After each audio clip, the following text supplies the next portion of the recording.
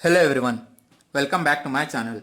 Today I am going to derive an equation for magnetic field on the axis of circular loop, and this derivation is from the fourth chapter, that is moving charges and magnetism.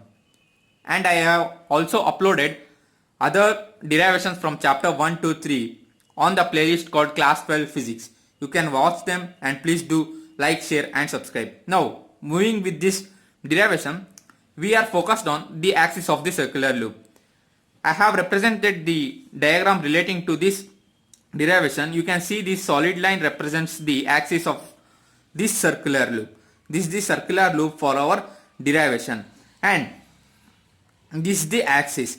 Now let us take a point P somewhere around here where we need to find the magnetic field because of this circular loop, and let us consider two points, that is DL and DL dash, on the surface of the circular loop, and these 2 points must be diametrically opposite to each other. Please remember that word. These 2 points are diametrically opposite to each other, and R be the radius of the given or considered circular loop. Now from the thumb rule, you know that from the thumb rule, if the current is passing in this direction, then the magnetic field be acting here. So from that rule we are considering the direction of the current in this way. Now moving further, on the point P, because of DL and DL dash, these two elements, there will be a magnetic field acting, and that magnetic field will consider in our equations. Now from the diagram we notice that DL and DL dash are the points located diametrically opposite to each other in the surface of the circular loop. Now what is the distance R? The small r represents the, let me show you, the small r represents the distance from DL to the point P, and from Pythagoras theorem we can say that that distance is square root of r square plus x square. R square is the distance, the radius of the considered circular loop, and x is the distance between P and the center of the circular loop. Now we know that from Biot-Savart's law, which you studied previous to this topic, from Biot-Savart's law we can state that the magnetic field acting is given by mu naught by 4 pi I dl, the considered element dl, into sine, there will be a theta, let me show that, into sine theta. And what is theta we need to consider for the element dl? Let us take the dl element as first step, and for the element dl we have the distance between the angle between the distance, that is the r, and the radius or the circular itself is 90 degree. Then this circular is perpendicular to the surface. Please remember, the circular is perpendicular, and the angle between this r and the circular loop itself is 90 degree. So we are taking or considering the theta as 90 degree, and r square is nothing but the distance between the considered element and the point P. Now moving further, this can be further written as mu naught divided by 4 pi into I and our element dl divided by r square plus x square. This is our equation 1. dl is the element, first element we considered, and we represented the r square as r square plus x square from Pythagoras theorem. Now the magnetic field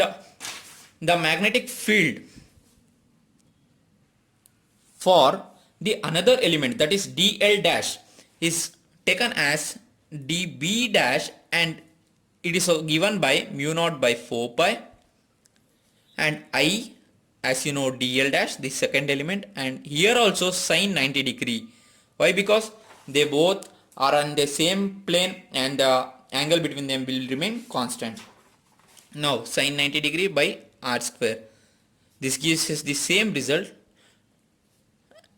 Now we came to know that the effect of magnetic field from dl and dl dash is same. So we are writing that as equation 3, that is dl and dl dash is same in magnitude. Now considering further process, we need to resolve the effect on P. As you all know, the effect on P because of dl is dB, which is acting towards in this direction, any arbitrary direction between these two, the x and the y. Now the effect because of dl dash will be acting in this direction between the y and this x, maybe any direction between these two. And now as you see, the db dash is because of dl dash and db is because of dl. Now let us take the angle between them as theta from the effect and the x-axis as theta. Now we can consider or resolve them into two components, the rectangular components, that is along the y direction and x direction. Resolving them will give you db on resolving will give you db sin theta, and db dash will give you db dash sin theta, and db dash along the x will give you db dash cos theta, and db will give you db cos theta. Now as you see, db sin theta and db dash sin theta are opposite to each other. They are cancelling each other. As we see in tug of war, the effect, if the team A and team B has two equal strength, then there will be no change in there will be no change in the result of the match. So the same thing happens here. They will cancel each other as they are opposite to each other. Now these two, that is the component of db and db dash along the cos theta, that is along the x direction, will add each other. So if we consider any two points on the circular loop that is diametrically opposite to each other, then their component along the x direction only with the cos theta direction will add up, and those components on resolving towards the sin theta direction will not add up. They will cancel each other, as we see through the diagram. Now let us add them. Now consider the magnetic field B x. X represents the distance from the center. This is the summation. As I told you, let us take all the points on the circular loop. That is the summation of all the points along the direction cos theta, that is x direction. Y directions will cancel each other, as I showed in the diagram. Now dB cos theta. Now let us summate, or let us integrate. Instead of integrating, we can also do summation. All the components coming along the cos theta side, u0 by 4 pi I dl cos theta divided by r square plus x square, and this is the integration, or this is the summation. Now u0 by 4 pi I cos theta dl by r square. You can write on this way or in this way. Now as you see here, instead of dl, all other are constants for the particular element that we choose.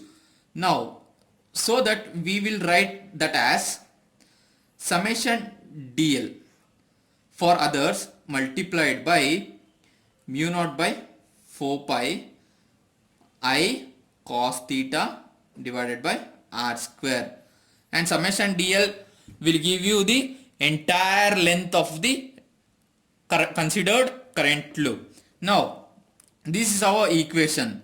Let us take this as equation 4.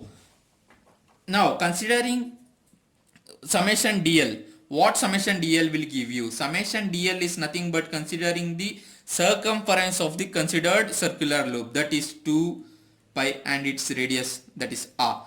Now what is cos theta? What is cos theta?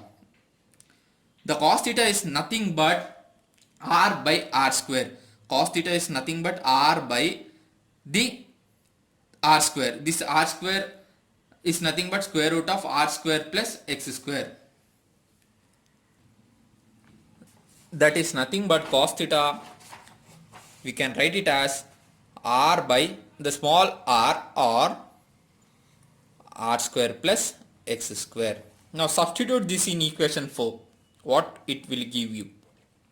It will give you the b of at the distance x, that is mu naught by 4 pi into 2 pi I r square divided by r square plus x square whole power 3 by 2 into, we are considering the I cap, the cap or the vector quantity which gives us direction. This I cap represents that the acting magnetic field is along px, p the point we considered and x is the axis. Now magnetic field at the center of the loop can also be obtained from the same equation. How? We consider the distance x. If we make this distance as x as 0, then we will get the, if we make this distance x as 0, we will get the magnetic field at the center of this loop. Now magnetic field at the center of this loop also be represent, as I told you, take x as 0, you will get that ui divided by 2r into I cap. I cap is just for a direction. Now for circular coil of n terms, suppose you have n terms wounded, then for such circular loops you can take the effect of u naught by 4 pi n, multiply n with in the numerator r square plus x square to the power of 3 by 2 I cap. Now this is the final answer we obtained. Oh, I missed 2 pi here. Let me write here. Yeah, this is the final answer we obtained. This is the solution for the magnetic field at a point P. As I told you, for n circular loops we need to multiply n in the numerator of the obtained relation, and for the center, the magnetic field at the center of the loop, we need to consider this x as 0. If you like our video, please do subscribe.